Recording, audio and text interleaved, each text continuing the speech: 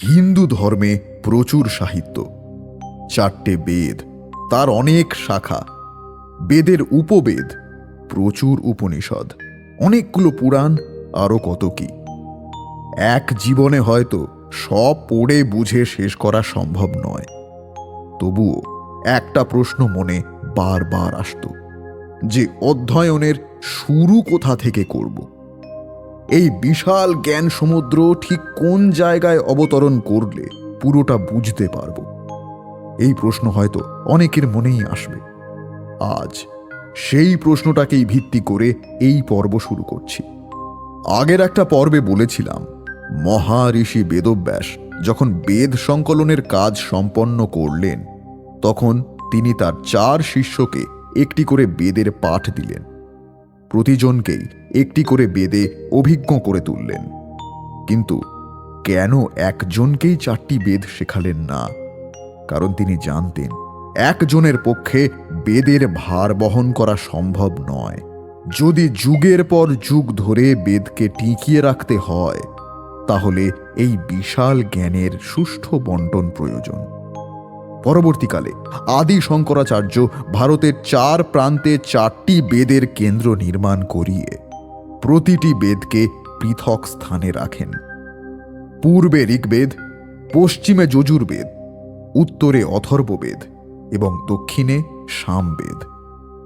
দেশের একটি প্রান্তে শুধু একটি বেদেরই অধ্যয়ন হতো। সেই অধ্যয়নও 4 ভাগে বিভক্ত ছিল। মানুষের গড় আয়ু 100 বছর ধরে নিয়ে 25 বছরের 4টি ভাগে ভাগ করে ব্রহ্মচর্য, গার্হস্থ, বানপ্রস্থ এবং সন্ন্যাস, এই 4টি নামে নামাঙ্কিত হয়েছিল। জীবনের এই 4 ভাগে প্রতিটি বেদের শুধুমাত্র একটি ভাগের শিক্ষাই দেওয়া হতো। যথাক্রমে ব্রহ্মচর্যে পড়ানো হতো সংহিতা, গার্হস্থকালে পড়ানো হতো আরণ্যক, বানপ্রস্থে ব্রাহ্মণ এবং সন্ন্যাস জীবনে হতো উপনিষদের পাঠ। যুগের সাথে মানুষের গড় আয়ু কমেছে স্মৃতি ধরে রাখার ক্ষমতা, বদলে গেছে শিক্ষা ব্যবস্থা এবং পাঠ্যক্রম। গুরু শিষ্য পরম্পরা ভেঙে চাপানো হয়েছে বিদেশি শিক্ষার পাঠ্যক্রম। তাতে যে ক্ষতি হয়েছে তা পূরণ করা সময় সাপেক্ষ। তাই সম্পূর্ণ বেদের অধ্যয়ন এখন খুব কম মানুষের পক্ষেই সম্ভব। তাহলে কি পড়ব? এর উত্তরে বলতে পারি, বেদান্তই একমাত্র যা এই বিপুল জ্ঞানের নির্যাস বহন করে। তাই বেদান্ত পাঠই বেদকে জানতে সাহায্য করবে। বেদান্ত কি? বেদের শেষ ভাগ হল বেদান্ত, অর্থাৎ উপনিষদ। 4টি বেদের উপনিষদ অংশটাকেই বলে বেদান্ত। উপনিষদ শব্দটির অর্থ হল গুরুর কাছে বসে আলোচনা বা গুরুর কাছে বসে জ্ঞান লাভ করা। সংস্কৃত শব্দ উপনিষদের উপ কথার মানে হল কাছে, নি মানে সঠিক জায়গায়। এখানে সঠিক জায়গা অর্থে নিচে এবং সদ মানে বসা। এই 3টি শব্দাংশের সমষ্টি করলে দাঁড়ায় কাছে নিচু আসনে বসা বা শিক্ষা লাভের উদ্দেশ্যে গুরু বা শিক্ষকের কাছে নিচু আসনে এসে বসা। এই বেদান্ত বা উপনিষদেই ভারতীয় দার্শনিক চিন্তার প্রথম উন্মেষ ঘটে। পূর্ববর্তী যুগের ক্লান্তিকর যজ্ঞীয় জটিলতা, কর্মকাণ্ড সংক্রান্ত চুল চেরা বিচার ইত্যাদি থেকে মুক্তির উপায় এবং চিন্তার জগতে এক নতুন পরিমণ্ডলের সন্ধান পাওয়া যায় উপনিষদে। সমকালীন সামাজিক জীবনেরও কিছু ইঙ্গিত পাওয়া যায় কোনো উপনিষদ থেকে। কারোর মতে বিজ্ঞান চেতনার সর্বপ্রথম উন্মেষের পরিচয়ও উপনিষদে পাওয়া যায়। উপনিষদে দেবতার কোনো স্থান নেই, একমাত্র ব্রহ্মই এর প্রধান আলোচ্য বিষয়। উপনিষদে বলা হয়েছে যে জগতের মূলে আছেন এক ব্রহ্ম। তিনি সত্য, চৈতন্যময় ও জ্ঞানময়, আর সবই অসত্য ও জড়। জীব এবং ব্রহ্ম এক, এদের মধ্যে কোনো পার্থক্যই নেই। ব্রহ্মের সাক্ষাৎকার হলেই জীবের মুক্তি হয়। ব্রহ্মপ্রাপ্তিই হচ্ছে জীবের একমাত্র লক্ষ্য। সুপ্রাচীন কালে যখন বিশ্বের অনেক দেশেই সভ্যতার আলো ফুটে ওঠেনি, তখনও যে ভারতভূমি উজ্জ্বল হয়ে উঠেছিল প্রজ্ঞাশীল মননের আলোকছটায়, তাঁরই অবিস্মরণীয় বিবরণী এ গ্রন্থাবলী।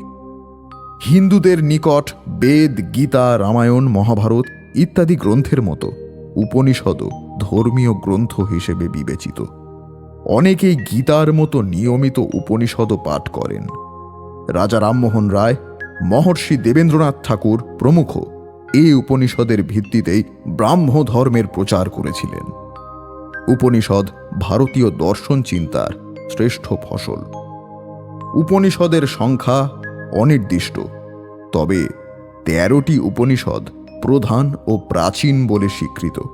সেগুলি হল ঋগ্বেদের ঐত্তরীয় এবং কৈশিতকী, সামবেদের ছান্দোগ্য এবং ক্যান, কৃষ্ণ যজুর্বেদের তৈত্তিরীয়, কঠ, শ্বেতাশতর এবং মৈত্রায়ণীয়, শুক্ল যজুর্বেদের বৃহদারণ্যক এবং ঈশ, অথর্ববেদের মুন্ডক, প্রশ্ন এবং মান্ডুক্য।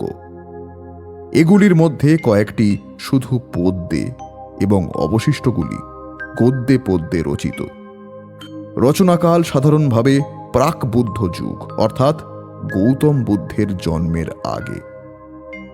তিলের সার যেমন তৈল, দুগ্ধের সার ঘৃত, পুষ্পের সার মধু, তেমনি বেদের সার বেদান্ত বা উপনিষদ।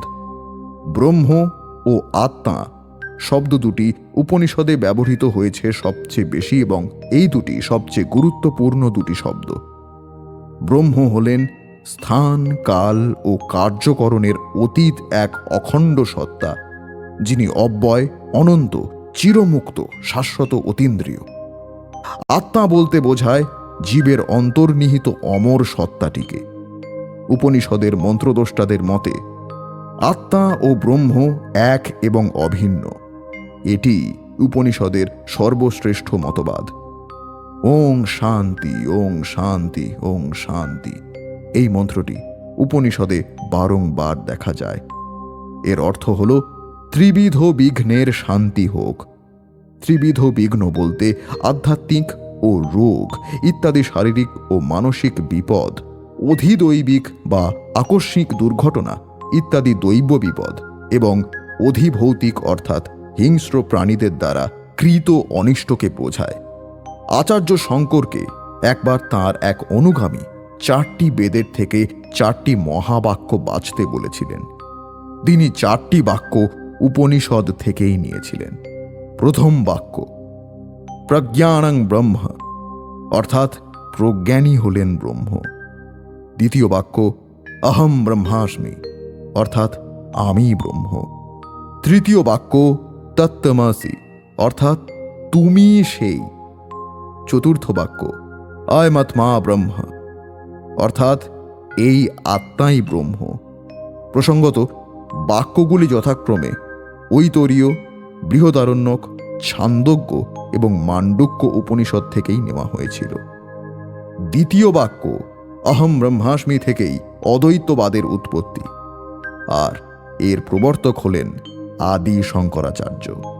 এই যে সমগ্র বিশ্ব জগৎ একই পরম সত্তার বিভিন্ন প্রকাশ, জগতের সব কিছুর মূলে এক চৈতন্য সত্তা অস্তিত্ববান, তিনি সেই পরম পুরুষ।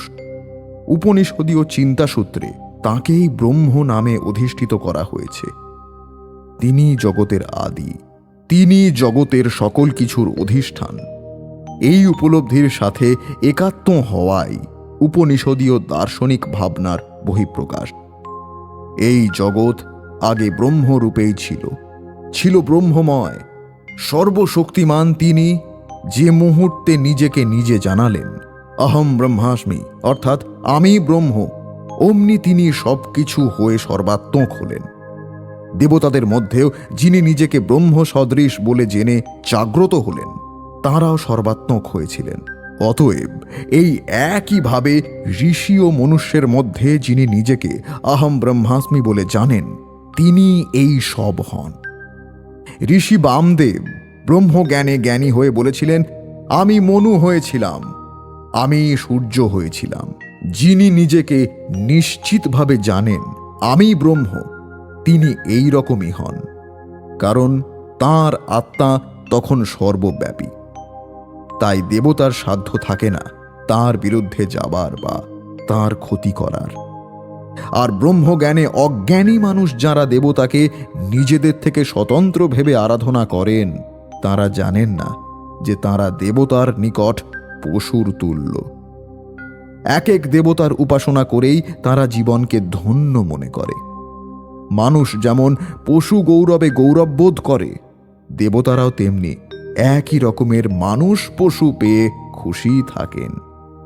একটি পশু চুরি গেলে বা নষ্ট হয়ে গেলে মানুষের যেমন ক্ষতিবোধ হয়, দেবতাদের ক্ষেত্রেও ঠিক তাই। কোনো সেবক মানুষ পশু যদি নিজেকে একবার পশুত্ব পাশ থেকে মুক্ত করে তত্ত্বজ্ঞ, আত্মজ্ঞ, ব্রহ্মজ্ঞ হয়ে ওঠে, তাহলে দেবতারা তার সেবা আর পেতে পারেন না। তাই দেবতারা চান না মানুষ ব্রহ্মজ্ঞ হোক, ব্রহ্মজ্ঞান লাভ করুক। বেদান্ত নিয়ে আলোচনা মাত্রই আমরা দর্শন নিয়ে আলোচনায় প্রবেশ করেছি। এই দর্শনের কণাসম আলোচনা শুধু একটা পর্বে কেন, 10টা পর্বেও হয়তো শেষ হবে না। এর কোনো তল নেই, আর নেই কূল, শুধুই ঢেউয়ে ভেসে বেড়ানো।